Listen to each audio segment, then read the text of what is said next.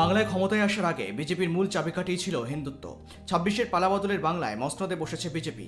তারপর প্রথম ২১শে জুলাইয়ের মঞ্চ থেকে হিন্দুত্ব ইস্যুতে বিজেপিকে আক্রমণ শানালেন মমতা বন্দ্যোপাধ্যায়।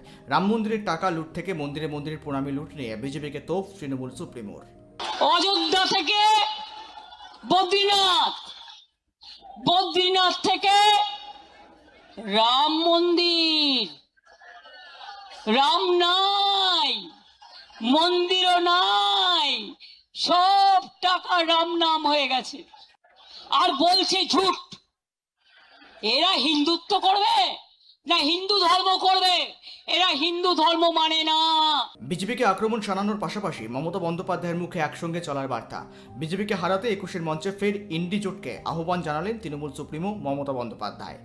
আগামী দিন বাংলায় সবাই মিলে জোট আমরা করবার চেষ্টা করব, না করলেও ইন্ডিয়ান অ্যালায়েন্স আমরা একসাথে চলব।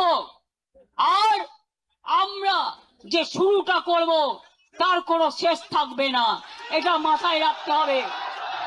২১-এর সমাবেশের মঞ্চ থেকে মমতা বন্দ্যোপাধ্যায়ের আক্রমণে পরবর্তী রাজ্য ও জাতীয় রাজনীতিতে নতুন কোন মোড় আনে সেটাই এখন দেখার।